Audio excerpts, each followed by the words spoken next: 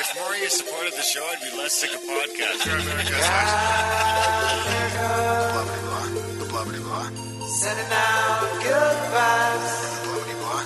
Good vibes. Good vibes. Good vibes. Good vibes. 108 breaths of deep gratitude and prayers for guidance and protection. And put on a didgeridoo and shamanic drumming track. Shivers or vibrations and stuff like that. 108 breaths of deep gratitude and prayers for guidance and protection. And put on a didgeridoo and shamanic drumming track. Shivers or vibrations and stuff like that. 108 breaths of deep gratitude and prayers for guidance and protection. And put on a didgeridoo and shamanic drumming track. Shivers or vibrations and stuff like that. If more of you supported the show, I'd be less sick of podcasts. Grimerica's life support.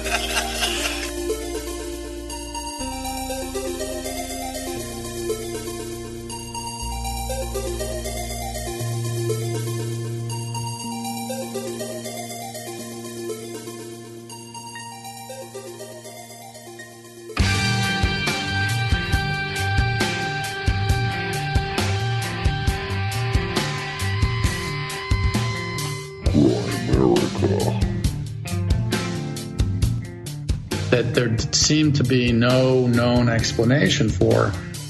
But to say, oh, well, it's explained by reincarnation, that didn't really help too much.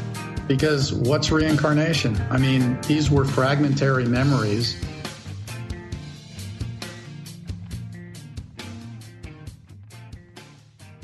Okay, guys, welcome back to the Grimerica Show. We are going to be chatting with Mr. Tom Shroder a little bit later. A great author about some past lives, some psychedelics, all sorts of fun stuff like that.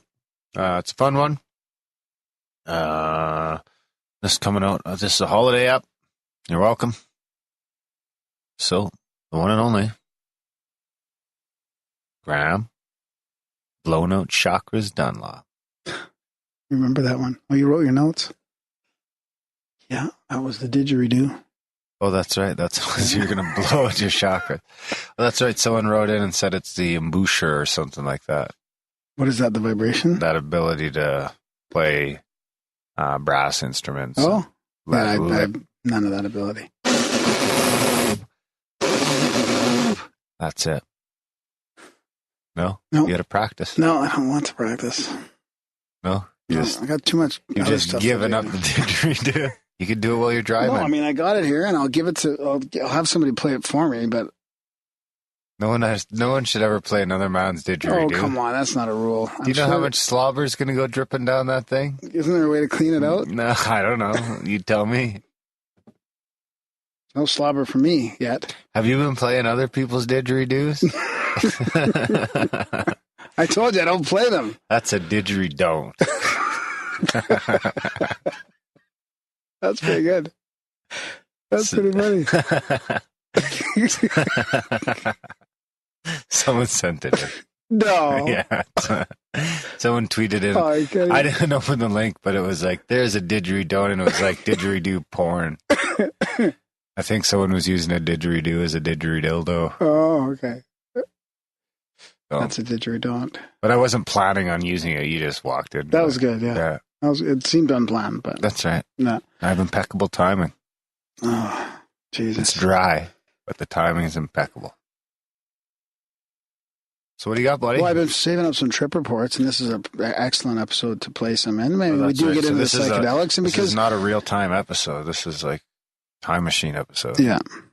This is one of those rare instances where we're recording this intro like a month before you guys hear it. Yeah. Now, I don't know. I'm probably fishing, and Graham's probably doing something weird. I haven't read these. I'm probably trying to stay healthy. I'll be eating all the fish I catch, so that's good. I'll be on a diet of wild-caught fish for a couple of weeks. And you're fishing in like one of the best places in the world to fish, probably. I mean, my best fishing. Fish, I don't fish a lot, but I mean, when I fished up it's in definitely world renowned for freshwater. Or Graham does not freshwater fish. Freshwater fishing for sure. And I actually might run into Mike Bash. I might run and go bash fishing in the freshwater. I might run into, I forget his name, Rince maybe, someone from the chat. Oh, cool. Has sent a pic today for me And he's got a cabin right by Kenora on Lake Are of you the in Woods. Lake of the Woods, right? Yeah. I'm not on Lake of the Woods. I'm on Red Lake. Right. Which is attached Oh, to you're going home Gulrock to- oh, Lake, you're it's going attached to Keg Lake, Oh, it's okay. attached to all these different lakes. Okay. I mean, if you had who knows, you might even be able to get to Lake of the Woods. I'd have to look at a map. They're all sort of connected back home. Yeah. There's 10,000 or some odd lakes in Ontario. But I might meet him for lunch or something. Cool. Of course, he's in the chat is grimerica.ca/hangout. If you guys want to get in on the perpetual chat action, Graham and I aren't in there a whole lot. We pop in usually once a day for a little bit. But there is definitely people in there almost all the time, 150 of them. So check that out if you're on the Google scene and you want to go chat with some like-minded people. It's like a little mini Grimerica social media network. There's Almost. some pretty hilarious conversations in there. Yeah. You And can cool, scroll too. through. Very Yeah, interesting, too, absolutely. yeah. So check that out, guys. If you're, I just mentioned that because we have a listener that's like 2 hours from my hometown. Right on. Speaking of this trip report here is from somebody in the chat. They might not be in there by the time this comes out. Grimerican Trip Report. Actually, it's from Garrett. They just sent us the didgeridoo. That Graham can't play and refuses to Didgeridoo. learn. So he says, hey guys, okay, so when I was 16, there was a drug called DXM. Yeah, I've heard about him talk about this in the chats as well. So I haven't read In these. the chats? In the chat. You're like George Bush with the internet and the internets. I haven't read all these, so I don't know if they're positive or negative trip reports. I'm just telling you, this isn't like all healing stuff. I don't know, right? So No, it's what's been it a while. called? When I hear an acronym as the drug, I usually don't think there's going to be much healing going on. So okay, when I was 16 or so, there was a drug called DXM. It's common in cough syrup, so we took caps called quercetin, HBP, mostly DXM, and a little antihistamine. I don't think I've ever heard that. Looking back, I realized how stupid this was, and I don't recommend anyone trying this. It was horrible. I was the lead singer of a death metal band called Kill Devil Hill out of Yuba City, California. The guys and myself took a box each or 32 pills, then smoked some weed and had a few drinks. I'm sure our livers were pretty much maxed out. Anyways, after a nice stint outside watching the stars, we decided to go to my buddy's room, which was a garage conversion. Oh, this is all coming back to me now. Which was a garage conversion that my buddy and I set up with all the bells and whistles. It had black walls, white glow-in-the-dark paint. We painted drips coming down from the ceiling and flames from the ground, as well as spatter on the ceiling to resemble stars, and of course black lights and a strobe, as well as all the appropriate posters. So all five of us walk in a single file into the room. I was in front, and it took me a while to find where the light was, and when I did, I said out loud, "There it is," and I saw it. A rat the size of a large cat had filed in with us as if he had gone to SeaWorld. That's what the kids called it when we took DXM, going to SeaWorld. Going to SeaWorld? So I said calmly, and there's this rat, and we all turned around and walked single file out of the room. When we spent what seemed like hours throwing CDs, sticks, and whatever else we could find. The rat, which later found out was a possum, just sat in the corner of the room and hissed. At this point, we were tripping so hard we gave up and let the possum have the room, and I went out and laid in the front yard in the back seat of my buddy's car. I have no idea what my buddies did as I was laying there staring up at two large evergreens and watched a few crows circle. They began to grow. Crows or vultures? Crows. Waiting for you to... They began to grow. They grew to the size of large men, and their wings became bat-like, and they continued to circle as I laid there for hours. Eventually, they left, and the hallucinations began to fade.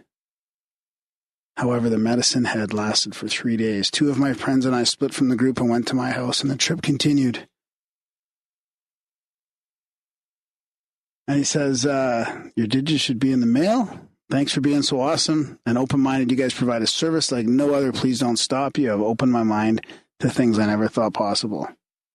Thanks, Garrett. Bingo bango. Sorry for your crazy... I don't know. That was a pretty Crazy trip report. I don't think I could handle being around a possum when you're high like that. Imagine what are the reasons. Like, here's a scenario for you, right? Do you think that thing would have ever gone in if they were straight? Like, they were probably high to the point where the animal felt like safe or needed to be there or felt it could, right? Like, what are the chances of you guys? Was it really there? Did anyone go back and check? But yeah, it was there. Because I've had shared hallucinations before. You have? Yeah. Really?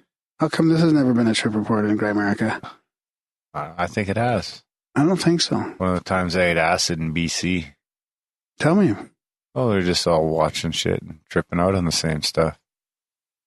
Then some dude started to break dance. Really? That was pretty wild, too.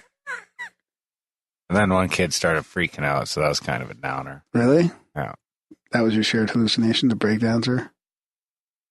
No, it was like we were talking about it because we were watching TV and people's like faces were morphing into weird ways and we were all kind of pointing it out and the other person had seen it too, but not very scientific. Yeah. We could have been watching the faces morph in opposite directions.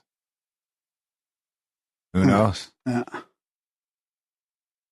You got another one? Yeah, this is from Pascal. He says, Wait. And now another edition of Grimerican Goodies by the people, for the people. Okay, you're going to save my favorite trip report jingle for the next one then. What's your favorite trip report jingle? Yeah, the one with, what's his name? Chemtrails one? No, it's the. Oh, yeah. Where is that one? This is from Pascal. He says, I had the wildest trip ever a few years ago. The last time I was able to trip without fear. I was a normal tripper. I've taken like 8 quarters, half ounces at one time, but this time was different. 2 of my friends came in and started fucking with me and my 2 buddies. I got anxious as hell and freaked out. I got super pissed and walked away to the house. Now in the house, I had my mind rocked like no other times, and this trip was only 2 grams. I felt like I was dying, legitimately dying. I started watching TV and the room filled with smoke and I laid back and went for the ride. After about 2 minutes of feeling my heart beat through my chest, it stopped and I was floating. I saw little elf hats like geometrical shapes. I felt static throughout my entire body. I felt colors of neon pink, blue, green, yellow. I couldn't even remember my own name, but I was in complete tranquility. And to this day, I feel like that experience was the topper of my life. Previously, I wasn't fearsome of death. And now I see I am. And when I told my buddy, he said I was going to be picked on by the galaxy gnomes. I always wanted to send this trip report in, but never got the time. I might do it voicemail. Nobody does voicemail. You will pay $8 a month. Should I just cancel the voicemail? That's like $100 a year, and that's real dollars, not Canadian dollars. That's US, right? No, there's some people in the chats that are talking about in the chats. There's rumors in the chats about using the voicemails. Yeah. So, but this is a little opposite, right? Isn't it usually previously you were fearful of death and now you're not? This was opposite. After this experience, he was scared to die. And that the machine elves or the galaxy gnomes. So he never said about what I think it was it sounded like psilocybin, but. Well, that shit goes, that means he has unfinished business. Does it? Clear that shit up. I mean, we've all had bad mushroom trips. Absolutely. But, I always tend to come out of them feeling a little better. I mean, who wants to die? Maybe that's what he needed to hear, Maybe he was a little too loosey-goosey with his life force. Yeah, maybe. Did I ever read the one, I can't find it, did I ever read the one about the guys going up into the bedroom and his girlfriend was there or whatever, and they had this super crazy, like, synchronistic trip, and it was really dark, and then, but he died a few years after and all that. Was that the snake one? They were in the truck for hours. I'm not, no. Oh, man. I got to find that. I think I've lost that one then. You better dig it up. They were in the truck for what? No, I think I did read it. They were in the truck, which they thought was like 50 minutes and 5 hours had gone by. I don't remember. You don't remember? Okay, I'll try memory. to dig that up. Okay, so this one's from Terrence. Psychedelics are catalysts of consciousness. There's a ditch. I don't think so. No, it's not a didge. No, it's not. Oh, that was electronic. You'd know the difference, eh? So this Even is on the business end of a didgeridoo more than once. this is from France. Cheers from France. This is from Callum. He says, Cheers from France. Shouldn't it be bonjour? Salut. Hello. Dear You know all- who taught me how to speak French? A little creepy little pineapple. Oh, yeah? Yeah, did you guys have ananas? No. Tell it français. We had Bonjour, hello, No. salut. No. No? We had Mrs. De Laurentiis. Well, we had teachers too, but then we had this just the video they pop in because we probably had a lazy French teacher.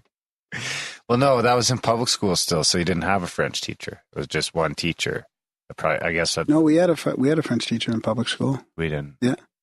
But it was just, we had a fiesta section in the back of the class. It was bad. A fiesta? Yeah. That's Spanish. I know. Maybe that's why we called it fiesta section. I don't It's know. not a party? Yeah. You sure it wasn't siesta for napping? No, it was like a party section in the back. A party section in the back. In grade 8. Sounds wild. It's bad because I came from Quebec as a kid and I should have known French. I should have learned it. I mean, I did know it as I was young, but I just be handy nowadays. resisted when I was a teenager.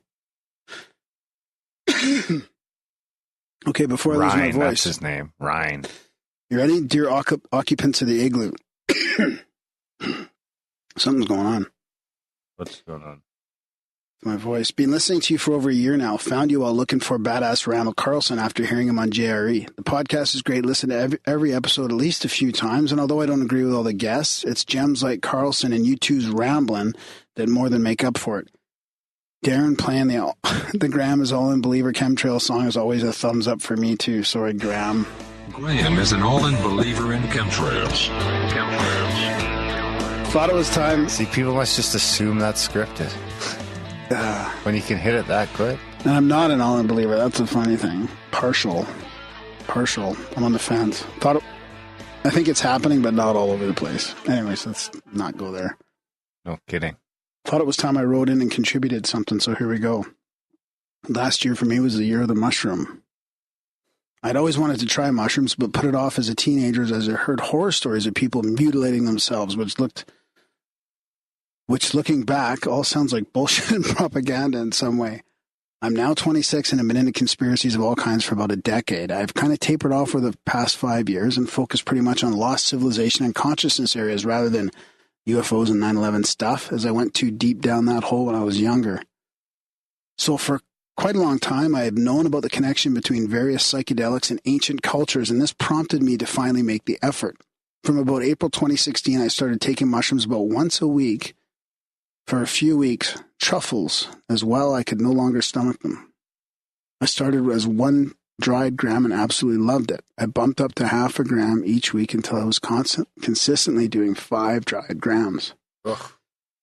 The summer last year was a hot one, and I live right on the edge of a forest. I got into the routine of consuming the shrooms and going half-naked wander in the forest just as they started coming on.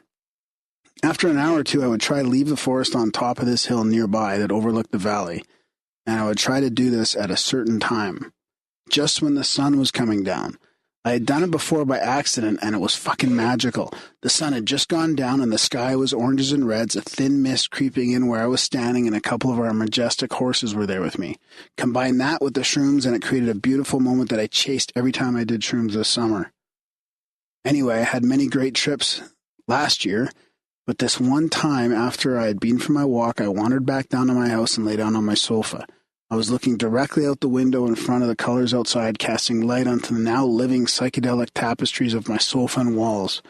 What happens next scared the shit out of me.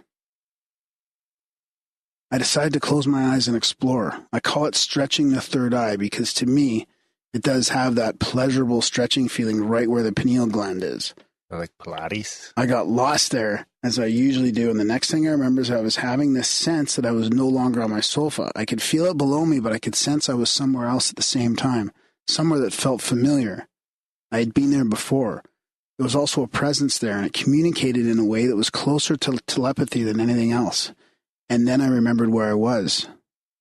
Now I call it the waiting room. because that's what it felt like. It was a place I had been there many times before. I remember having the strongest case of deja vu. I can't compare it to anything else I've experienced. I got the feeling the presence had just given or was allowing me something. And then it started.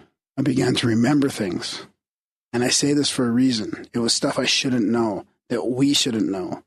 I was being blasted with it. It was overcoming me.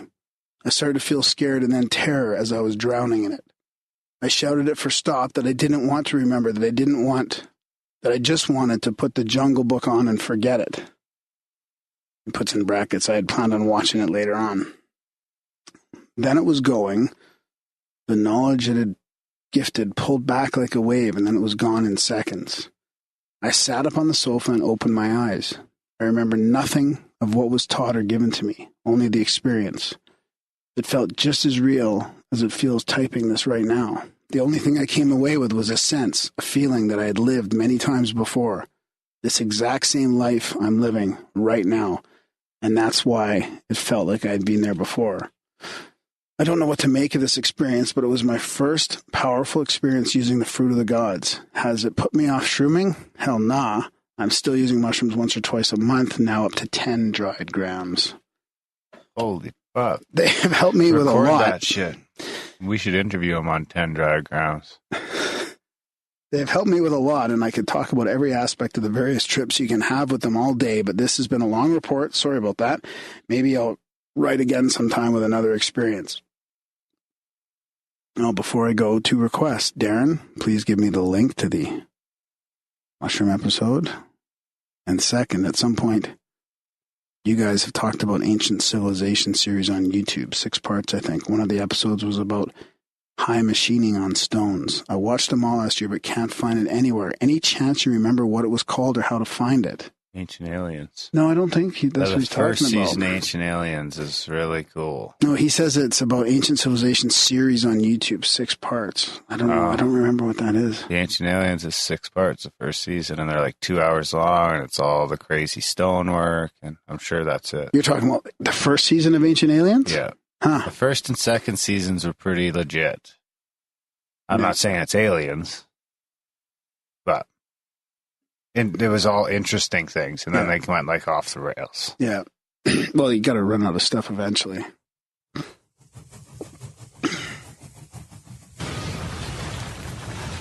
So, yeah, thanks for the report. I kind of messed it up a bit there, but I mean, I wonder if, people get these downloads, and sometimes it's, through a deep meditation or some sort of contact with other entities. It's like that was happening, right? I wonder how we could get that information down. Like even some of our guests have had that, right? You have to just have a book all the time and write that shit down instantly. Like I wonder if he's getting into these other states where he's on 10Gs or whatever. And you have to do it instantly too. Because if you don't... So you think it's not even there? Like he got it sort of like an upload or a download, and then now it's gone. He's already uploaded it back. Like he doesn't even have access to it anymore. That's right. Because he didn't accept it. That maybe happens it's all like the time. He sort Even of with little rejected creative it, ideas, I'll think of things that I think are just perfect. I'm going to do this. I'm going to do that. I should try this. And then if I don't write it down, it's like now I've gotten to the point that I'll force myself. It's like, no, I got to record this someplace. I used to leave myself voicemails. It's fucking gone. So, okay, get out your pen, because this link will not be in the show notes. But if you email me your email, I'll forward it to you. But it is http://traffic.libsyn.enter_the_mushroom.mp3. And that's the only way you can get it. Or email me. Don't email Graham, because then I'll just forward it on to Darren. He doesn't read my emails, so you're better off just going directly to Darren. Yeah, Darren at Grimerica.com. Just the Grams, just the app stuff, though, really. Send all the other stuff to Graham, unless it's a practical joke I can play on Graham. Or I'm in charge of the bloggers, too. Anything technical. Podcasting advice. technical advice. Graham can help you out with the show notes aspects and all the actual Emotional researching, stuff. emotional. What else you got, buddy? Oh, I think I got a UFO quote. Another one from the CIA reading room. No, yeah, it is from the CIA reading We'll room. blast that out, and then we can Wrap her up. ask for some money and wrap her up.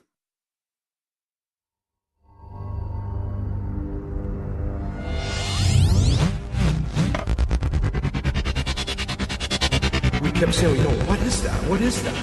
And it wasn't until after the events happened and it disappeared to the south in the darkness that we went inside. We stayed outside for a couple seconds, and we went inside. And she sat on the couch, and I went to the bar, and I sit on a stool, and I took my glasses off, and we stared at each other for 5, 10, 15 minutes, who knows? And I got up, and I wanted to go back outside, and as I grabbed the door, I looked my wife right in the eye, and I said, we just saw our first UFO. And she looked at me back, and she goes, I know. All right. Thanks, buddy. This is an office memorandum from the United States government. It's to the Assistant Director of Scientific Intelligence, dated 4th of April, 1958, from the Chief Applied Science Division, SI. Again, I got to warn you, it's hard to read these things. The subject is comments on letters dealing with unidentified flying objects. References letter to the Director, CIA, from Leon Davidson, dated 11th March 1958, and letter to the Director, CIA, from Donald E. Kehoe, Director of National Investigations Committee on Aerial Phenomena. Number 1, as a result of the action taken by the IAC on December 4th, 1952, a Scientific Intelligence Advisory Panel was convened in January 1953. The panel consisted of the following scientists. I'm just going to read the last names. Robertson, Alvarez, Berkner, Godsmith, Thornton, Page. What was that? And Thornton, Page. No, and Page. The panel concerned itself with the evaluation of any possible threat to national security by unidentified flying objects. The panel issued a report dated 17th, 1953, and this report was classified secret. The letters from Leon Davidson and Donald Kehoe to the DCI concerned themselves primarily with Edward J. Ruppelt's book on unidentified flying objects. At the time that the scientific panel met, Ruppelt was a captain in the Air Force and attended the panel meetings. His book, however, is concerned with the identification of unidentified flying objects. Ruppelt's statements regarding the mission of the panel are in error. Ed has led the reader to believe the panel's mission was to identify the flying objects and to make recommendations on methods to further identify such objects. This is the basis for the apparent contradictions which arose during the Mike Wallace television interview. This also the basis for Mr. Kehoe's misgivings. In late 57, in late October 57, Major James F. Byron requested a declassified version of the panel report. This office contacted each member of the panel and agreed upon. Declassified version was written and sent to the Assistant Chief of Staff, Intelligence Department of the Air Force on 20th of December 1957. It was a decision of all the panel members and the CIA that while no member of the panel objected to the use of his name in connection with the declassified version, they decided that no connection of the panel members with CIA be disclosed. Does it say CIA? Uh-huh. Pros say CIA, not the CIA. Oh. Yeah. Eh? Yeah. It's a no agendaism. Yeah. Good one. I'll put a link to that in the show notes. Bingo bango. Hey guys, check out grimerica.ca /support if you so see fit. If you can find it in your heart, find it in your wallet. There's a bunch of different options there on how you can keep the show value for value model. You know, if you feel like we're giving you some value with our show, if you can throw some monetary or some non-monetary support back our way, whether that be a monthly subscription, a one-time donation, buying some swag in the store, grimerica.ca/swag, sending your synchros, your stories, your trip reports to Graham at grimerica.com. You can be reviewing the show, grimerica.ca/iTunes, or any place else you so see fit. You can be sharing the show. either with your friends or on social media or wherever you see fit. Tell your friends, sign people up for the newsletter. That's a great way to tell people about the show without actually having to tell them about the show. Yep. Just go to grimerica.ca/news. You're on Twitter and pop I'm on in their Instagram. Pop in their email and bam, they're just going to get a little Grimerica in their pocket. Plus, there's I think everybody new that signs up gets a link to the episode from the cabin. Cabin app, that's right. Yeah, which we didn't put in our normal feed. No, that's right. That's a secret app. That's the first actual secret app we've got. Well, yeah, you wanted to do that one day, didn't you? We should sneak that whole app behind an app one day, like after the outro music and everything, and see if everyone notices it. See, the problem is with modern technology, you're going to see right away that there's still 2 hours left. Yeah. So, yeah, it's not as easy as it was on a tape, a CD back in the day. Yeah, exactly. Huh. Anything else? Well, there might be a way to do it. No, that's it. All right. Maybe can you hide the next chapter in your thing? No? What? Like the chapter thing, like... You can't hide last chapter. I don't know. Forget what you're saying. I was trying to get around the technology problem with seeing that there's a 2-hour secret app afterwards. No, I don't think you can do that. I wonder if you added it. No, I don't think you can do that. Not in the fucking Apple podcast player anyway. No, for sure. Get off the Apple native player. Get onto Overcast or iCatcher or something like that. Overcatcher's free. iCatcher's like $2 and you will fucking thank yourself for it. Because you'll see our art every week, different art. We have new art every week, and half you fucks don't even know. Okay, guys, enjoy the chat with Mr. Tom Shroder. It's a fun one.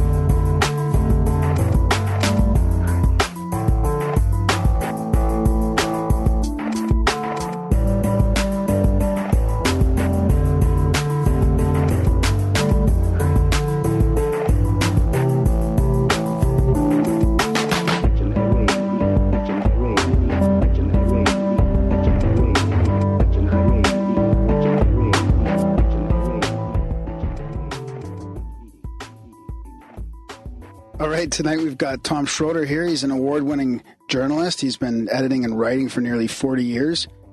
He's got a new book coming out, The Most Famous Writer Who Ever Lived. We'll probably get into that, but definitely Darren and I want to talk to him about a couple of his previous works. One is The Acid Test, LSD, Ecstasy, and the Power to Heal, and an older book called Old Souls, Compelling Evidence from Children Who Remember Past Lives. And he's also been independent editor and an editor to Washington Post magazine. Lots of good stuff. I'm not going to get into the whole bio here. I'd be here for like a half hour. So also too boring. So. No, it's good stuff, man. It's really good to have you here. Thanks for coming on the show, Tom. Sure, I'm enjoying it. Thank you. How are you? Doing pretty good? Yeah. I was just watching some baseball. Oh, nice. Go Blue Jays. Yeah, right. No, I live in the DC area, so I'm a Nats fan. Oh, I see. DC in the belly of the beast. Yeah, boy. Big time. So I guess the book of yours that, of course, stuck out to me right from the beginning is, and I can't remember, I swear I was trying to track you down a couple of years ago, but I wasn't as good at getting in touch with people back then. Is the past lives one, which is, and the reason is because I've got my oldest daughter, when she doesn't do it as much now, but when she was, on the 2 to 3 range, when she had kind of first really learned to articulate herself, she was constantly, talking about, when she used to be my grandma, way back in a couple lifetimes, or she was my mom at one time, she was my grandma at one time, I think we were brother and sister at one time, and then I was kind of reading some stuff on soul entanglement at the time, on how these kind of, these souls, the one look on it is that these souls kind of, reincarnate in different social structures and things like that, so, Yeah, it seems to be a hard subject to find people to talk about these days. Yeah. Well, had you seen Old Souls at that point? No, I hadn't. No, I found that one now when I started looking for more information on it. Well, because if you've read it now, that's exactly the pattern that these cases follow. And just to give you a little background, and just to catch your listeners up on what Old Souls was about, is that I discovered that the former head of the psychiatry at the University of Virginia was a man named Ian Stevenson. Oh, yeah. I've heard about his work. And in the 60s, he became intrigued when he read widely, and not just in psychiatry, but he noticed that he was interested in sort of paranormal type phenomenon, and he was reading, and he realized that around the world there were reports of cases where children, very small children, began to talk about things that sounded like a previous life. And he wrote an essay saying that it would be interesting for a qualified scientist to sort of investigate these cases and to sort of try to determine if there was any evidence that that these people really had previous lives. And so a Society for Psychical Research sort of contacted him and said, "We think that's a great idea. Why don't you do it?" And, here he was, the head of the, Department of Psychiatry at a major university. But he decided he was going to do it. And he ended up spending 30 years chasing down thousands of these cases around the world. And in some of them, he actually found evidence that the small children gave details about the lives of people who appeared to be complete strangers to them, who had died before they were born. And they gave enough details so that you could determine who the previous person was, that they gave names, they gave locations, names of towns and things like that. And that in some cases, these turned out to be accurate details about people who, for as far as he could figure out, these children had never met, and nobody in their family had ever met them. So that was, it took me like 2 years, because he was shy of publicity, because his goal was to get mainstream scientists to be interested in this. And he didn't want to be dismissed as some kind of flake. Yeah. So he thought that publicity and sort of journalists writing about it would only make his scientific colleagues more skeptical. So he was really resistant, but over a couple of years, I persuaded him to trust me, and I went on 2-month-long research trips with him, where he was revisiting cases that he'd studied in the past and also looking for some new ones. Huh. Really interesting. So why were you so open to this? Like, you come from a fairly mainstream background in journalism. Like, there's a lot of people that would just ignore this kind of stuff or ridicule it. I mean, you seem pretty, just rational and open to this kind of research. Because I had done a story about another psychiatrist, called Brian Weiss. This is at the time I was the editor of the Sunday magazine in Miami. Mm-hmm. And he was at Mount Sinai Hospital in Miami, and he had hypnotized some of his patients and regressed them to what he believed were authentic past lives. Mm-hmm. And so I thought, in journalism, it's always the unexpected things that sort of get the most attention. And so here you have a respected psychiatrist who was espousing this far out stuff. So that combination intrigued me as a journalist. I thought, well, that's, there's a lot of interest in that.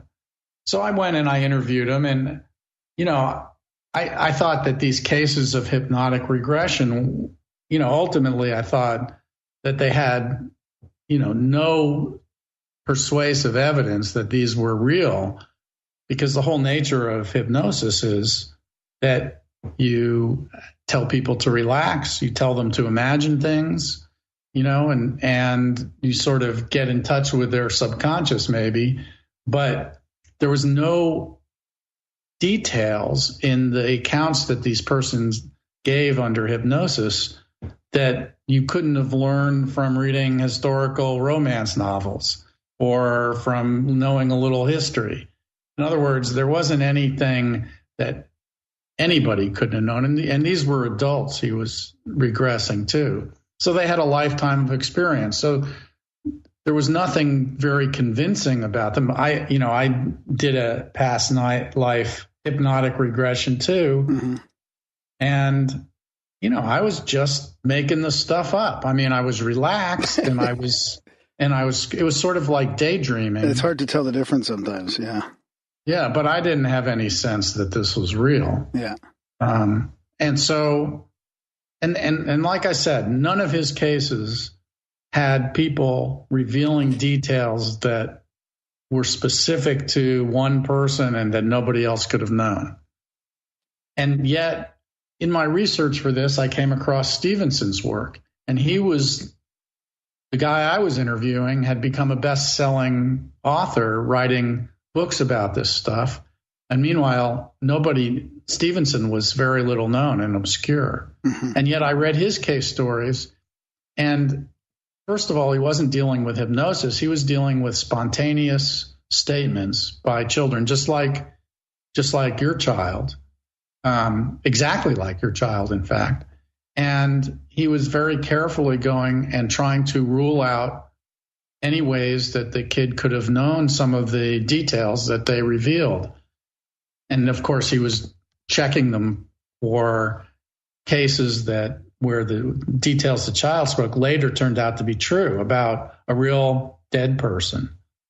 So I thought, why am I writing about this guy who's basically talking a lot of hooey as far as I was concerned, when there's this other guy who's got some really compelling evidence, and I don't know how to explain it, but I sure would like to know more. So that's how I got into it. Did that change your view quite a bit about it? Like, obviously your soul. Well, I went in, I thought I basically wrote a proposal based on that. I sold the book idea. Yeah. And I was about to get on a plane to meet him in Paris. We could both go to Beirut, Lebanon together to begin the thing. And I remember sitting in the waiting lounge in Paris before I had met him. And I was just thinking, the worst thing in the world could happen would be if this guy turned out to be a complete flake, and there was obviously nothing to these cases, because what would I write about? But instead, the opposite turned out to be true. These cases were even more compelling than I had thought. And, to talk to these people and see and meet the families and talk to them, you realize that they had nothing to gain by this. They had no interest in becoming celebrities or anything like that. And in fact, in their communities, it wasn't a big deal. They weren't getting anything out of this. They weren't getting any money. And in some cases, in fact, the families really wanted to suppress it. They didn't want to talk about it because either it embarrassed them or it made them feel like their kids were, not loyal to them. And there was a lot of emotional upset about it, and they didn't want to talk about it. It wasn't like they were going for publicity or anything. And yet some of their story, and yet they didn't deny that. For instance, there was one case where a little girl, as soon as she could talk, began to take the phone off the hook in the family's home and dial the number and start shouting into it names. And later when she began to talk better, she'd say, well, that's the name of my daughter. That's the name of my husband. I need to talk to them. And so eventually she gave the name of like 7. What she said was her husband's name and 7 children's name. And she said this town where they lived, which was a few hundred miles away. And so the family was really curious about this, as you could imagine. And so they met somebody from that town that she had been talking about. And they started telling this person all the names their daughter had been giving. And this person said, oh, my God, there really is a family with all those names. And the mother of the family died in heart surgery just before your daughter was born. Wow. Like a few months before your daughter was born. So that got back to the family of the, Stevenson called it the previous personality. That's the name of, the dead person who matched up to this. And her daughters paid a surprise visit to the house. And the daughters told me that when they walked in, the little girl instantly called them by name and said, the first thing she said was, did your parents give you the jewelry that I wanted you to have? And this sealed it for them, because they knew, and nobody else outside the family knew, that when their mother was dying, she told her uncles that, her brothers rather, that she wanted these girls, her daughters, to have certain specific jewelry of hers. Wow. So they, and then since they were a wealthier family than the little girl's family, their family was afraid that the little girl was going to try to get money from them by claiming to be the dead wife of this man. And so they wanted to suppress the whole thing. Plus, they did business with people who would have not liked the idea of reincarnation. Yeah. So they really actively tried to suppress it. So when we went to talk to them, they didn't want to talk, but the daughters finally came out and said, I can't deny that what this little girl said was true. And she knew things only our mother could have known. I was actually wondering, does it tend to be that it's lineal like that in most cases, or does it jump around? Like, do you have cases what do you where mean by lineal? Well, that one kind of worked out that it was, the birth was kind of right the next step. Is there more cases where it was, say a few hundred years ago, or any historical cases? That's the really interesting thing, is that the children who he could determine who they were talking about, sometimes kids, like in your case, the child would say something general, and either it was in the same family or maybe it was about somebody they never could identify. So they didn't know who that person was the child was talking about. But in all the cases where you could determine who the child was talking about, they were people who had died in the recent past, in the previous generation.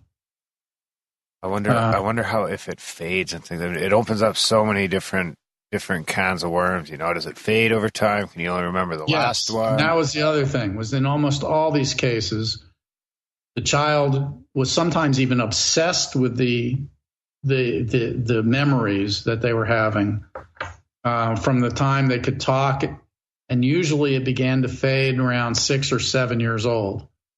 About the time that children start to socialize more, that was really when it started to fade, when they were getting out of the house.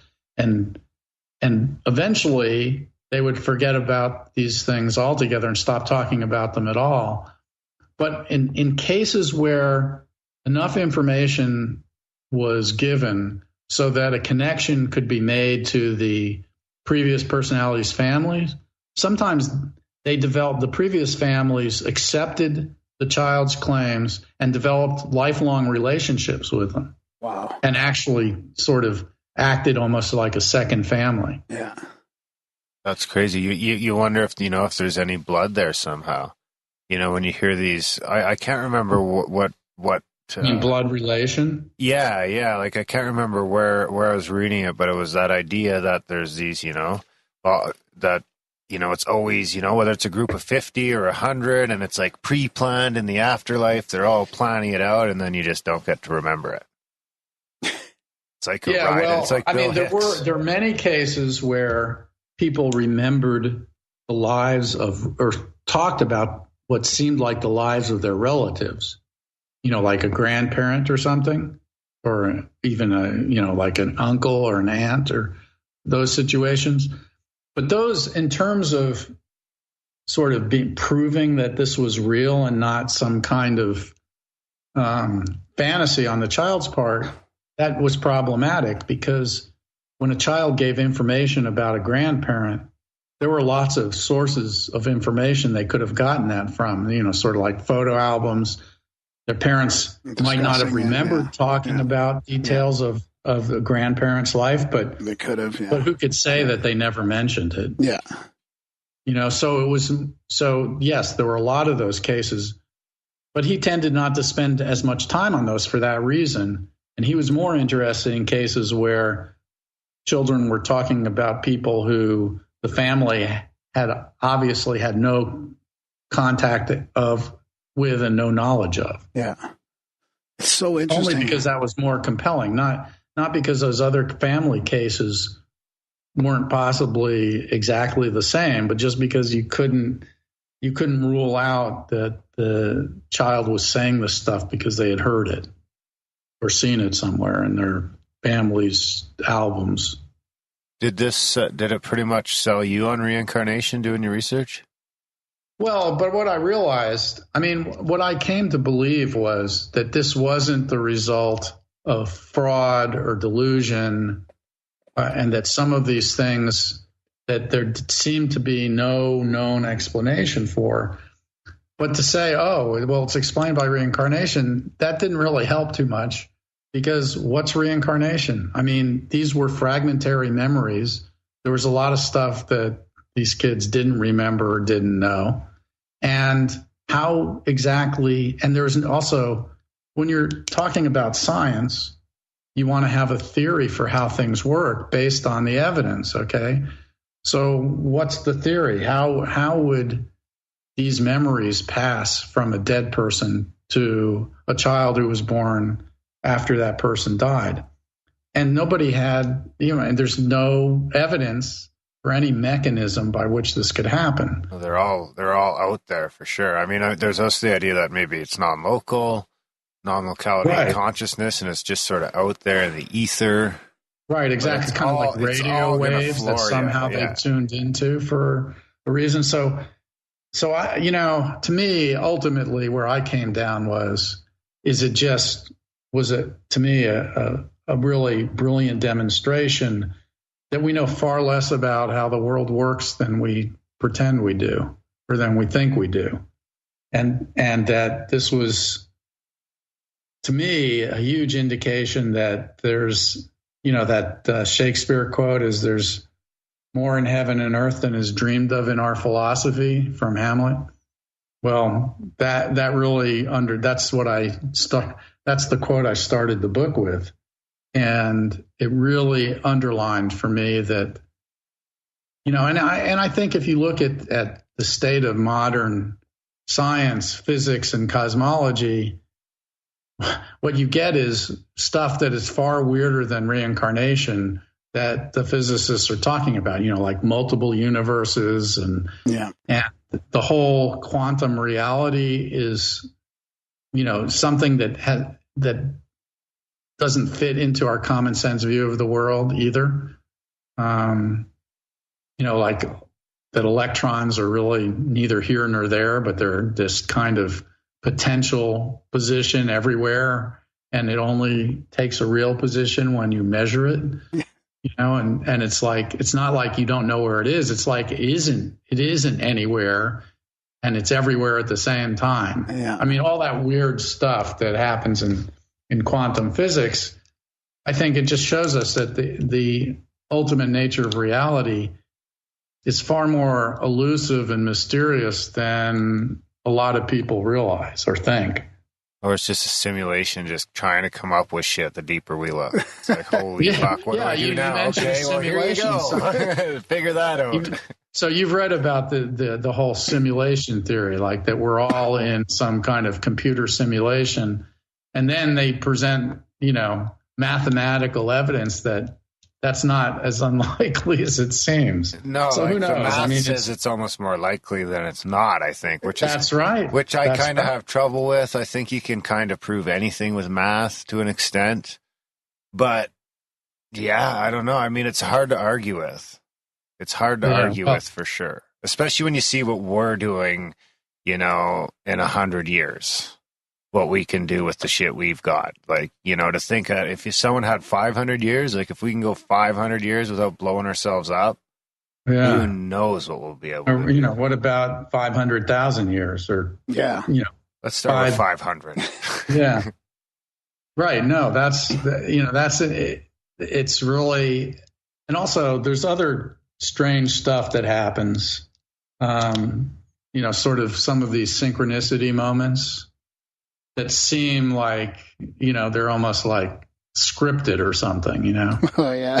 I was listening to, it's Dr. Wargo today, because we're having him on later about his take on synchronicity is that it's more of a non-linear time thing. It's like... More of a precognition. It's more of a precog. It's like you're noticing that because it's some little emotional moment residue that's playing out from some future reward that you're going to get. It's pretty wild stuff.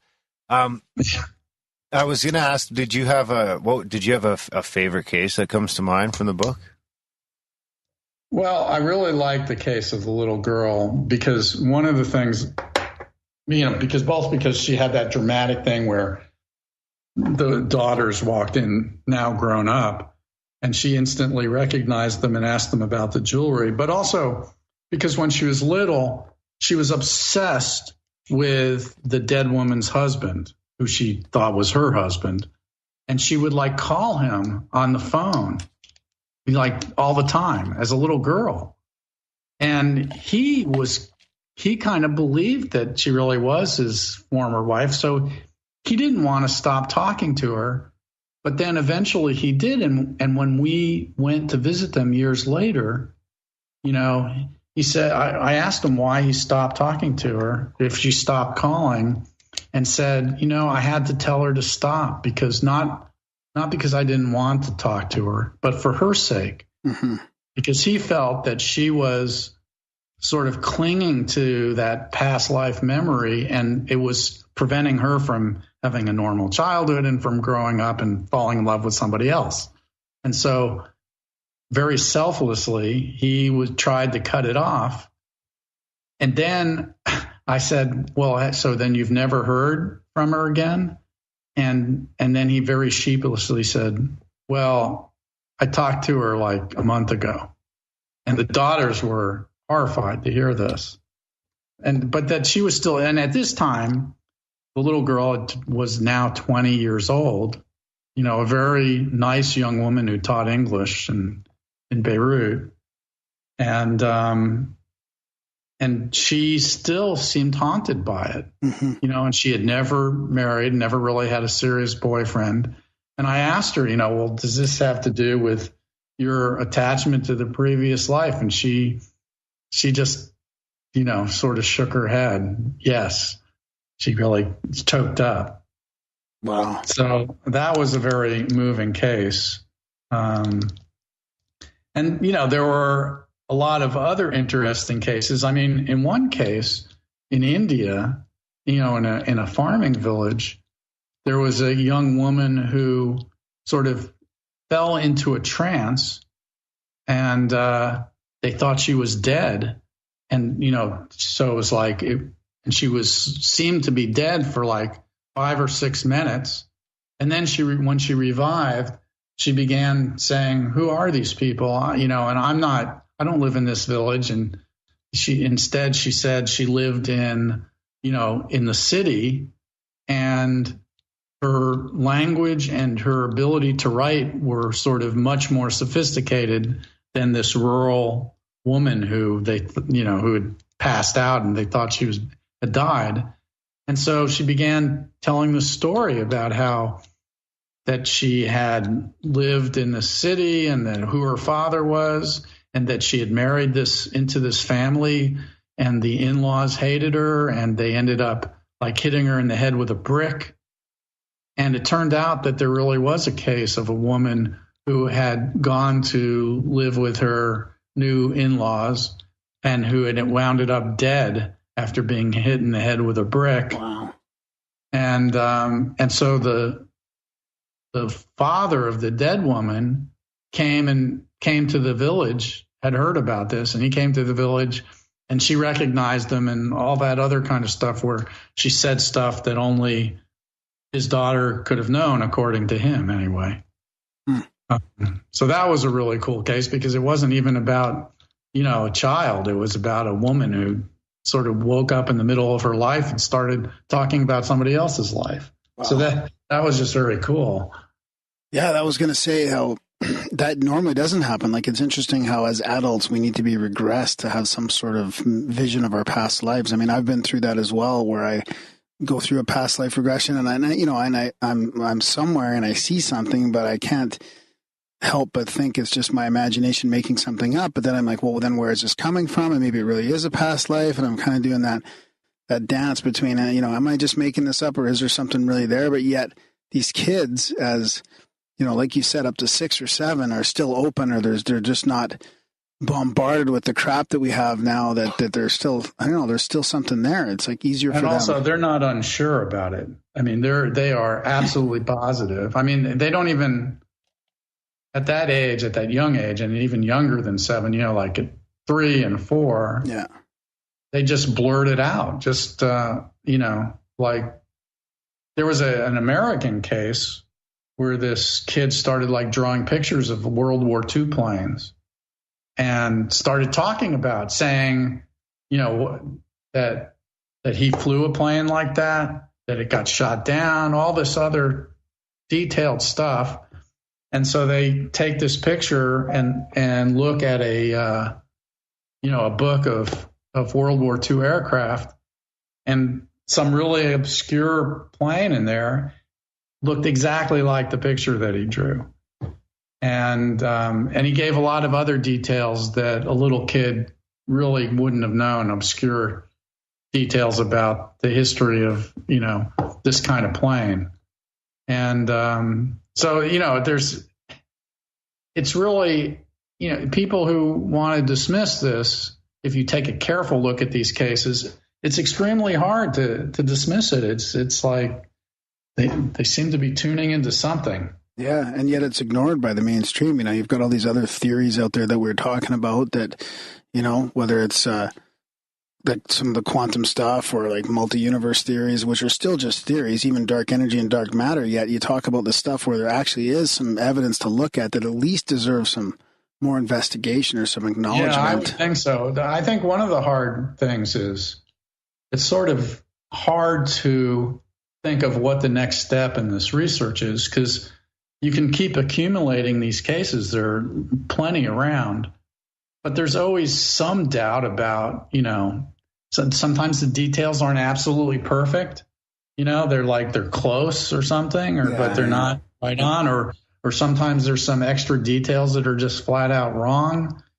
And then what do you do with those? Yeah. And how do you go further? Well, one thing that they did was they do psychological tests, they do intelligence testing, they do testing to see if there's any mental illness in kids who are doing that. And the answer is no, that the kids are completely normal. Sometimes they're slightly more intelligent than the average kid. But, who knows if that's just a small sample size or whatever. Yeah. But it's very difficult to think, how do you take this research to the next step? And the real thing that's missing is, as I said, any idea for what, the mechanism is by which these things could be transferred from one individual to another. And, if it has to do with, the fact that we're all like in a computer simulation or something, we're nowhere near sort of nailing that down. So, what's the next step? Where do you go from there? Yeah, that's a good point. It is a tough one. I guess you just throw it in that, there probably is something going on in the afterlife bucket. In that ignore bucket for a bit. Darren, how old was your daughter when she stopped doing that? Like 5 or 6 or something? She stopped about a year ago. And she's smarter than she should be. How old is she now? She's 5. Oh, okay. Oh, she's only 5. Did she ever say any names or anything? No, she never said any names. So So what were the statements that she made? It was always her being, I'd be doing something, whether it be reading her story or rubbing her back or doing something with her, teaching her something, and she'd be like, "Oh yeah, I remember teaching you how to do this when I was your grandma," and it was just like, huh. Then what do you say to that? You just sort of take it in passing. Oh well, you know who she was talking about then, though. I guess you had 2 grandmas. Did she ever? Well, that's the thing is, yeah, I had always thought of it as being way farther back than that. I never even considered to look into the recent, because she's done my mother. Said she was my mom before and my grandma, and my mom is still around. But I mean, I'm not ruling out that both happened for sure. And yeah, well, see, that's the sort of thing, though. You're hitting on exactly the sort of thing that comes up is that, okay, your mom's still alive, so that's obviously wrong, right? And then you think, well, maybe, grandma, mama, maybe it just felt the same. But who knows? I mean, that stuff gets weird. Yeah, that's right. And I guess for me, I didn't really need to prove it because it's definitely not something that, I was so against that I needed to get to the bottom of it. For me, it's just like, oh, cool, kind of like when I see my UFO, it's just like, huh, there's a UFO. Well, that's what everybody's talking about. When my son was little, he used to say, when I was a daddy, and I dealt with it like a grammar problem, No, it's like when you're going to be a daddy. He goes, no, when I was a daddy. And I just didn't really explore that. I guess that's how it was for me too. But I knew it was weird at the time. I didn't look at it as a grammatical. I took it as like a past sort of thing. But to me, it wasn't, it wasn't like a game changer. It was just like, huh. Yeah. Right. I heard about that. Yeah. Yeah, and you can imagine, though, if he had started giving specific names and then I would have been probably pretty floored. I would have been like, so I would have grabbed a pen. And I remember, too, there was times that I kind of pressed her because I knew there was the possibility of something being there, but she could never really, it's hard. It was hard. She wasn't obsessed with it for sure because, she didn't want to keep going. She was on to the next thing. Yeah. So what's next? What's this new book about, Tom? Well, it's interesting. It's sort of like talking about being relatives, being your grandma, about being relative. My grandfather was a writer too, and he was named McKinley Cantor, and in 1956 he won a Pulitzer Prize for literature for the novel Andersonville, which was about a Civil War prison camp where thousands of Union soldiers died in terrible conditions. Wow. And, he's a very larger than life character and very interesting. And I knew him well. He lived on Siesta Key in Sarasota, Florida. And I would, from the time I was a baby, my parents would bring us down for like Christmas vacation, and we'd stay at their house. And then when I was 14, we moved to Sarasota, like a mile from their house on the beach. And so I knew him quite well. He died when I was 23, like 3 days after my first daughter was born.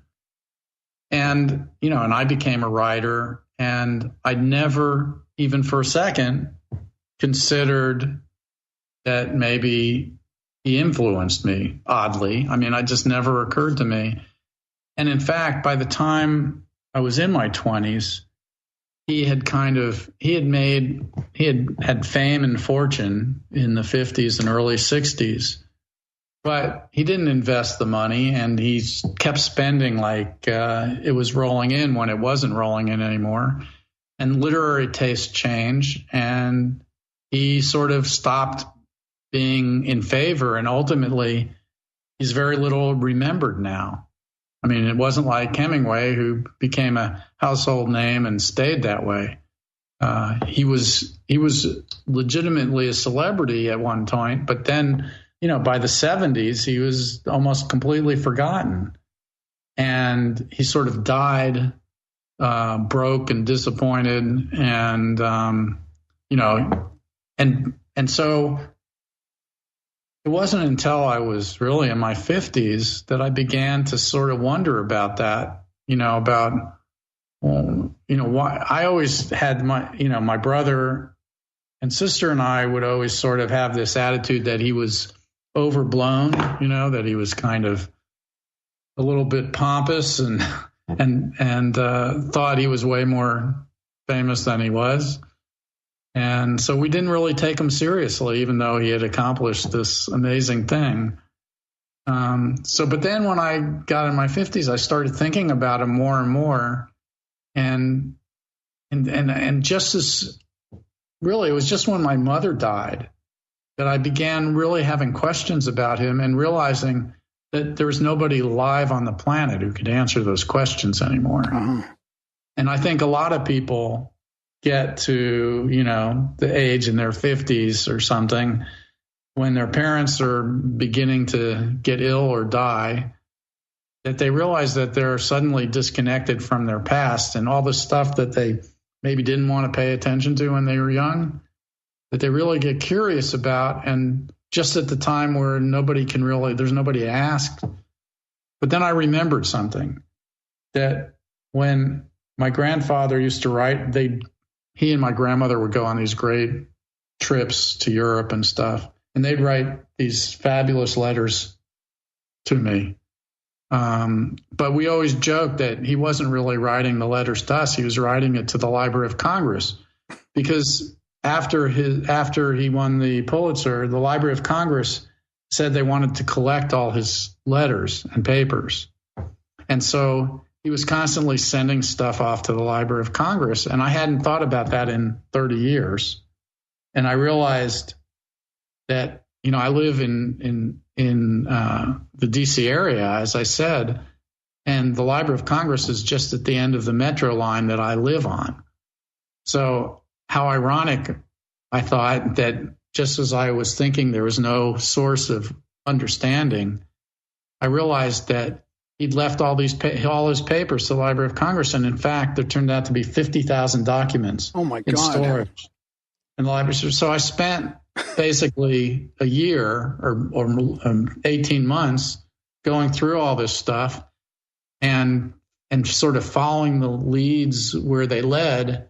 And it sort of, at the end, I had this unbelievable sort of novel-like story about my grandfather's amazing life and sort of how it affected me.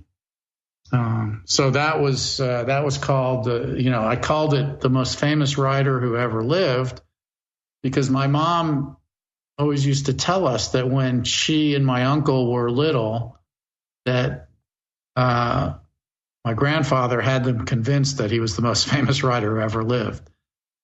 And, that the theme of sort of attaining, wanting fame and success and being able to attain it and then have it all sort of wash away and to sort of die broke and bitter, that was really interesting to me, because, it's something we all like strive for. And in the end, what is it worth?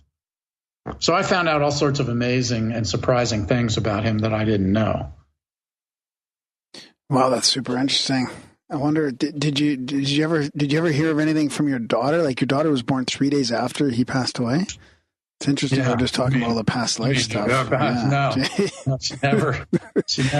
I almost thought that's where you were going. Did she become a writer? She's a great writer. Well, and not only that, but his mother, my great-grandmother, was the first woman newspaper editor in Iowa history. And my mother wrote a novel. And now my daughter is a really talented writer as well. So, Wow. The genetics of it is kind of interesting. Yeah. What was the thing that surprised you most of all the stuff that you read? Like, realizing there's a whole other side to his life that you may not have known. One thing that surprised me was, I had always thought that he and my grandmother, who married when they were in their early 20s, had like the sort of storybook romance up until the end anyway. But, that he always would say how, sort of she was magically preserved by some, that she had found some stream in the mountains of Peru that kept her forever young and that kind of stuff, And they seemed very attached, but it turned out that he had like dozens of affairs, including some serious ones. And I found letters to that effect that really were shocking to me. And the other amazing thing was that his father, who I knew he hated his father, but I didn't know that much about him.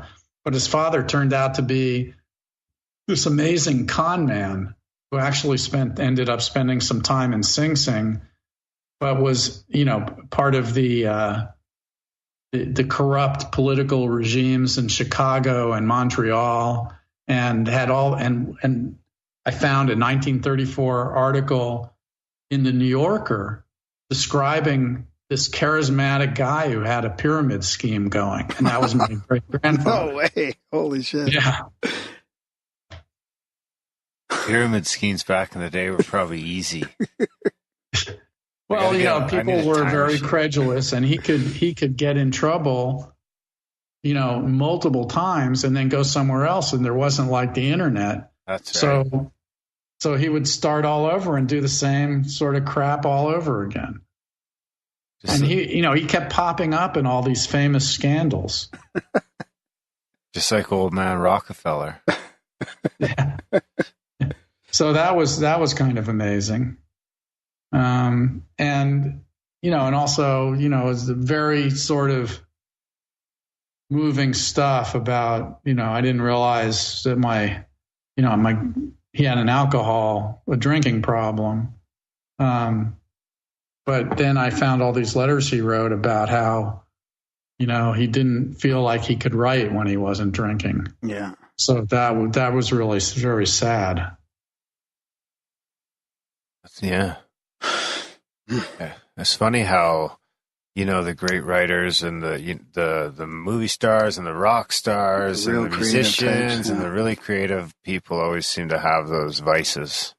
Well, that's what he felt like, that he couldn't, that if he didn't have that to look forward to at the end of a day, sort of ripping his guts out at the typewriter, he just couldn't keep the creative juices flowing. But he ended up flat on his back, at the, in somebody's yard in the middle of Iowa, and had to call my uncle to come pick him up because he had the delirium tremens, so it didn't end in a very good place. And he ended up dying of congestive heart failure, which is a result of long-term alcoholism. Yeah. And then, when did that book come out? That came out in October. And then in between, you have the book on psychedelics. How did you fall into that one? Oh, well, basically, I had some psychedelic experiences when I was in college, and they really impressed me as being non-trivial. That I really felt like I had some insights at that point that basically I used my whole life, and that sort of helped me sort of be a better person. And so I was always aware of that. And then, this is a weird story, because when I was in college, I was the editor of the college newspaper, and I was home for spring break in Sarasota when I was like 21 years old. And there was like an article in the local paper about this hippie who was building this fabulous house in the woods by himself. And so I decided, hey, that might be, and he was my age. So I decided, hey, that might be an interesting story, for my college paper. So I went out and found this guy, and he was a really interesting guy, and he had all these wild philosophical things to say. And so then, so I wrote the story. He had a pet wolf that was, out on a chain in the yard while he was building this house. And 10 years later, when I had become editor of the Miami magazine, I saw a story in the Tampa paper about this wild sort of perpetual college dropout, who was saying that ecstasy was was going to solve people's psychiatric problems. And so I sent a reporter to do a story on this guy, called him a Tim Leary for the 80s. And then 15 years after that, I was the editor of the Washington Post magazine. And, I'm leaving out the most important part. This guy was the same guy who was building that house that I had interviewed back when I was in college. I recognized the name. And so then 15 years after that, when I was at the Washington Post, the New York Times ran a story about how Harvard was doing the first study of psychedelic therapy used to treat people for psychiatric problems, in this case, depression for people with terminal cancer. And the institute, and there was a nonprofit institute behind it, funding it. And the head of that institute, the same guy.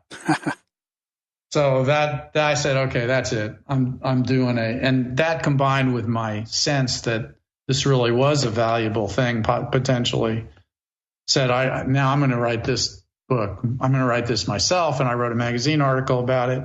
And then when they started treating combat veterans who had gotten PTSD in Iraq and Afghanistan, I thought this really ought to be a book. And our listeners will know who that is. Excuse me? I think our listeners will know who that is, too, that guy. Oh, yeah. Rick Doblin? Yeah. Absolutely. Yeah. We've had Brad Burge on the show a couple of times. Oh, have you? Yeah. So anyway, I met Rick when I was 21 years old just because I happened to be in the same town, and I heard that he was building this weird house in the woods. With a pet wolf.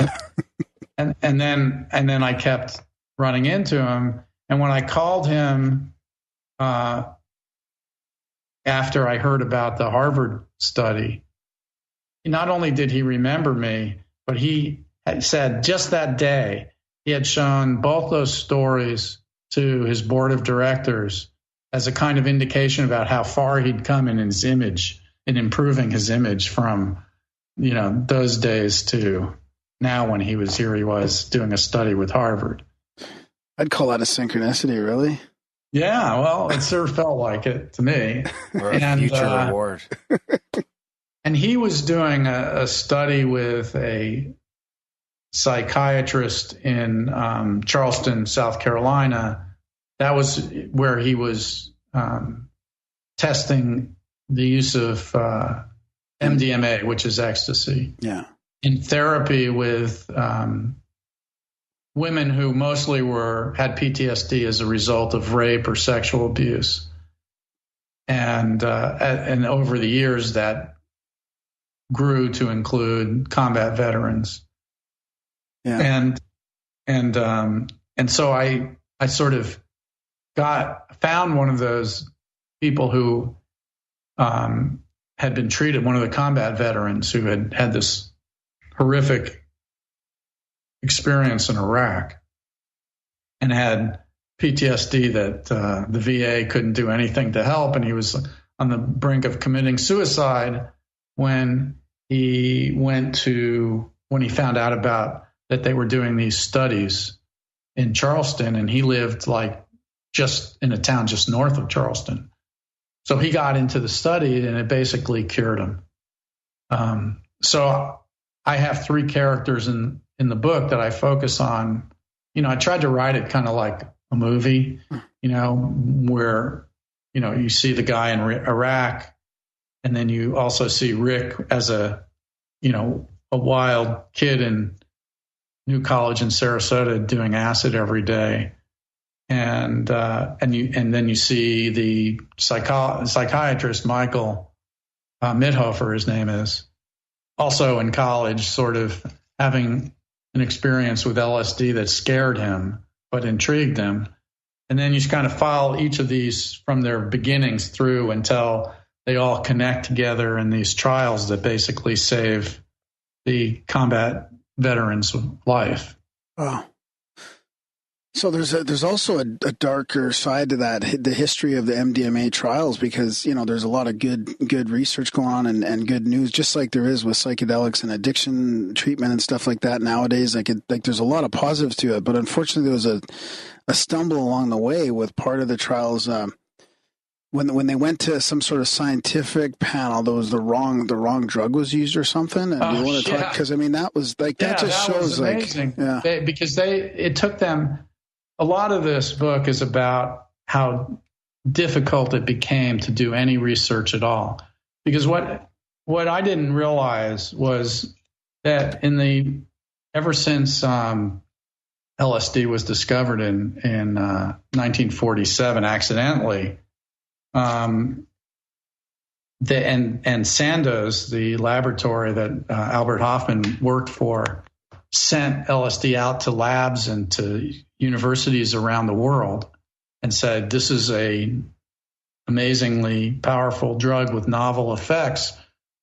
We want you guys to experiment with it and see what it's good for. Oh, yeah, good. Yeah, we're going to hear about this, yeah. Well, very quickly, a lot of people figured out, hey, this is a sort of transformative drug. It can, and they started using it in conjunction with therapy with people with major psychiatric illnesses, and it had tremendous benefit, and it was having huge success. And I think, between like 1950 and the mid 60s, like somebody did a survey of 40,000 patients that had been given this treatment and determined that it had a hugely better success rate than any other form of psychotherapy. And not only that, but that given under controlled conditions with medical supervision, that it was, considering how powerful its effects were, it was remarkably safe. So that was the state in the mid-60s where psychiatry was being revolutionized by these psychedelic drugs. And everybody just thought that the sky was the limit and how useful they were going to be. But at the same time, the CIA was like secretly investigating it, for use as everything from an interrogation drug to a drug that they could give to their agents so that if they got caught, they could take the drug and be useless in interrogations, or maybe even, to put it in the water supply so that an enemy army would be completely disoriented. Anyway, they all sorts of wild stuff that they were thinking of using it for. And so they had things like we're running a whorehouse in San Francisco. And when the Johns came in, they would dose them unsuspectingly with LSD just to see what effect it had when somebody just sort of slipped it in their drink. Doing really irresponsible, horrible stuff that had some really bad consequences. But as a result of that, they were, sort of loosely spreading LSD around and in these studies that they were doing. And so there were a lot of people who sort of got a hold of it. And, it's a very unforgettable experience. So it's got out. The CIA kind of single-handedly created a black market of this drug. And it just caught on, and people started synthesizing it. And you get the whole phenomenon of the acid tests, which, the book is named after, in California with Ken Kesey and the Merry Pranksters and the Grateful Dead playing at these giant parties where everybody was taking LSD. And it started, being taken all over college campuses. And basically it scared the shit out of the establishment. And there began to be all these really sort of overblown scare stories and all, newspapers and magazines about people who thought they were Superman and jumped off buildings, or they took LSD and they started like indiscriminately attacking and raping people and things like that, most of which were not sourced. Most of it was hysterical. Yeah, most of it was not true. And so they, made it they put it on the Schedule I and made it a highly illegal drug, which of course did very little to shut down the illicit use of the drug, but it completely shut down the scientific studies, all and all research. That.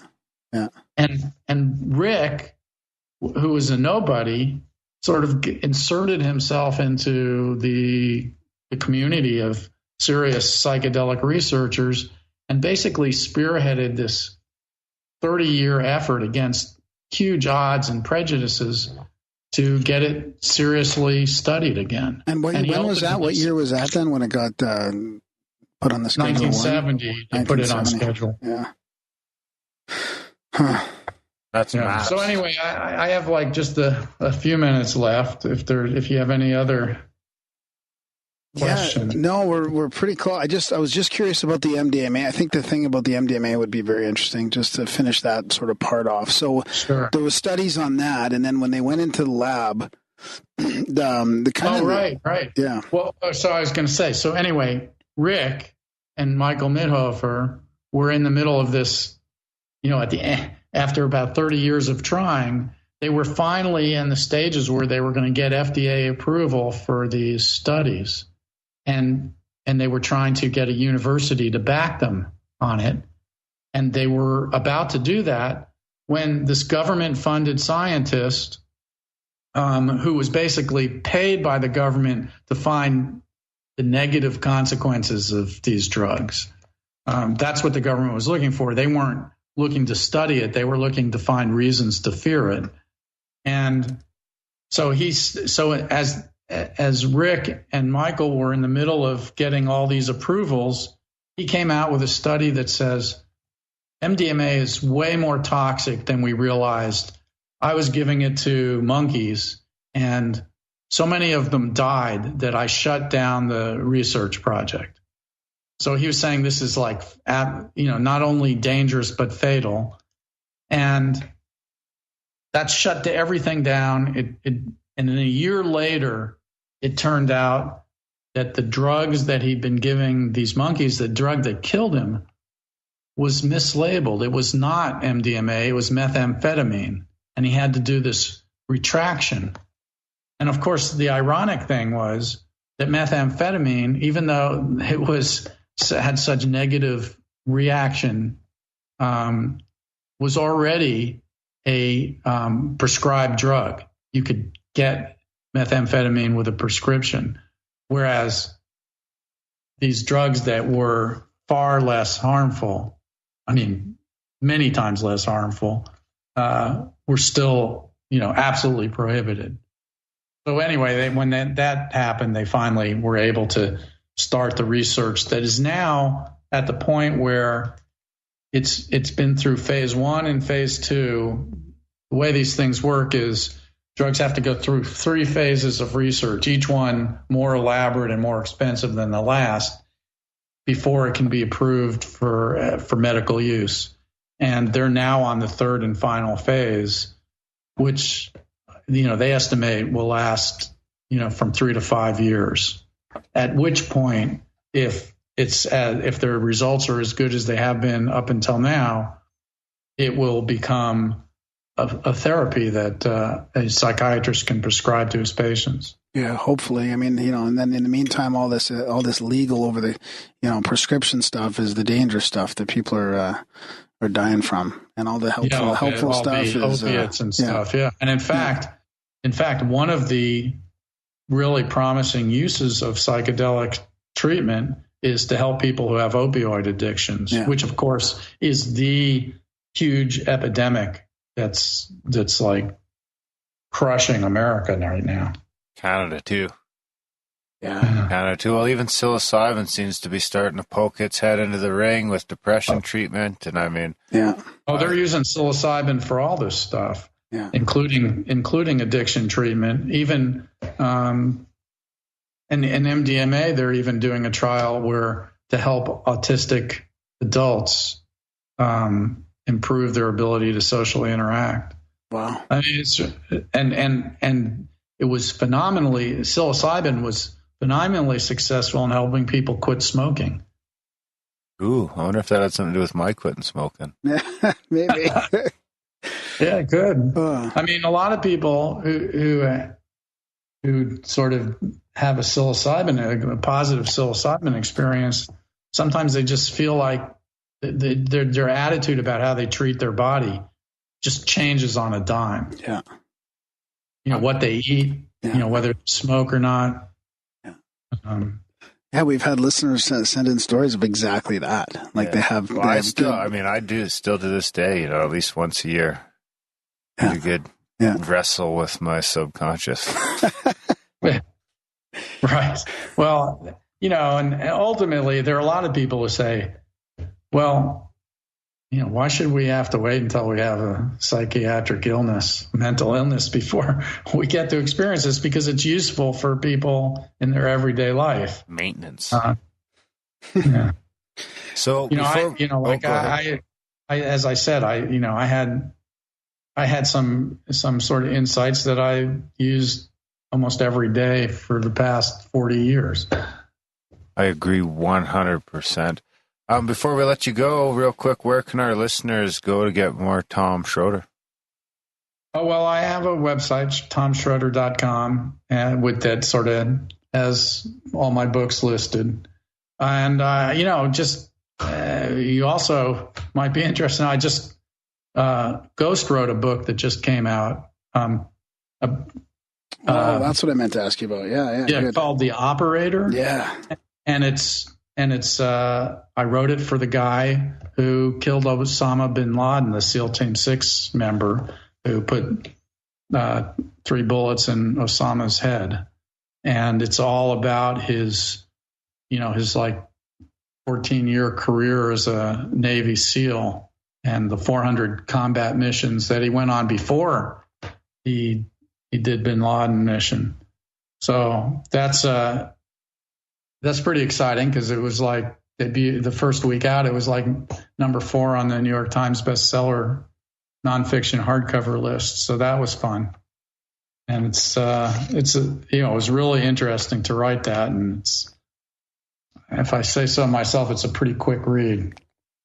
I'll have to check that out. Is that the one that passed away now? Do you mean the Navy? The SEAL? No. He's very much alive. Didn't a couple of them end up dying? Not in that raid, no. But SEALs in recent times, there have been a few Navy SEALs who've been killed in action. Yeah, that's been in the news over the past year. Did he mention why they threw him overboard, or? Well, I mean, the body was in pretty bad shape after they were done with it. But I think that they didn't want to make it a rallying point for terrorists. So they just wanted it to be over with as quickly as possible. I think that was the idea. Yeah. Well, thanks a bunch, Tom. Sure. Enjoyed talking to you guys. Yeah, that flew by real fast. Yeah. All right. Yeah. Take care. Okay. Take care, buddy. Bye. Bye. That was a chat with Tom Shroder. Yeah, very interesting. Life. Lots of reading. Lots of writing. Oh my God! Check out his bio. He's all kinds of books. Edited all kinds of books. Ghostwriting. Yeah. Writing, ghostwriting. So I guess I was going to ask about Osama. Osama. Yeah. Osama. Yeah, because I thought he died like way before, but I didn't want to get into too conspiratorial deep waters with him. Right at the very end. Yeah. No, big thanks to Tom for coming on the show. Big thanks to you guys for making these shows possible. Commercial-free, ad-free, paywall-free, bullshit-free, other than Ground's bullshit. Check out grimerica.ca/support, guys, for all the different monthly options on how you can help us stay that way. Do a one-time donation. Do all the shit in the show notes. Yeah, you can check out the tags, too. They if you're not getting a good enough description of the show in the show notes, the tags kind of give you an idea. Well, they do. They give you an idea of what we talk about in here. So do the show notes. Do everything in the show notes on the list and check out Graham's tags. All right, guys. I think that's about it. Thanks for listening, and we will see you next week.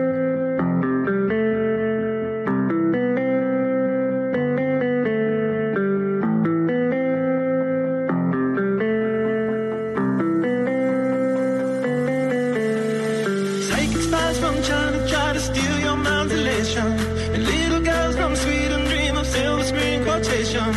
And if you want these kind of dreams, it's Californication. It's the edge of the world in all of Western civilization. The sun may rise in the east, at least it's settled in a final location. It's understood that Hollywood sells Californication. They are surgeon very well to break the spell of aging. The leather skin is this, your chin, or is that war you're waging? Firstborn unicorn, hardcore softcore. Dream of Californication. Dream of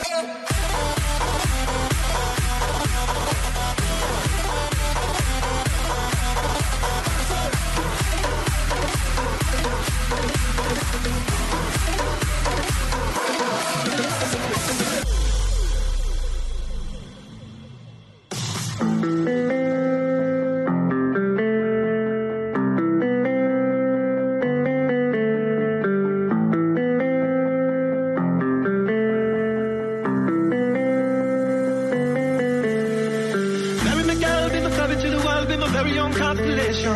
A teenage bride with a baby inside, getting high on information. And buy me a star on the boulevard, it's Californication. Space may be the final frontier, but it's made in a Hollywood basement. In Cobain, can you hear the sphere singing songs off station to station? And Alderon's not far away, it's Californication. Surgeon very well to break the spell of aging. The leather skin is this your chin, or is that war you're waging? Firstborn unicorn, hardcore softcore. Dream of Californication. Dream of Californication. Dream of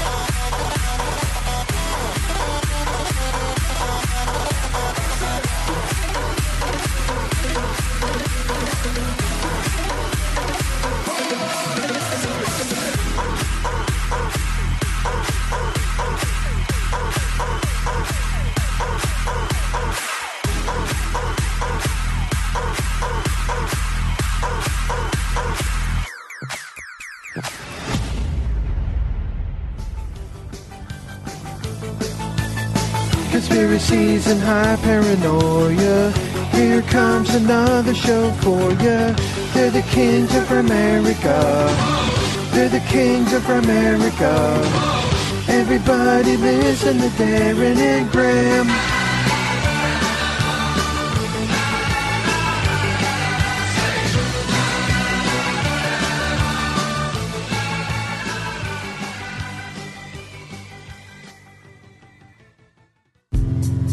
If they make you laugh, if they make you cry, if they blow your mind, why not go online to Grimerica?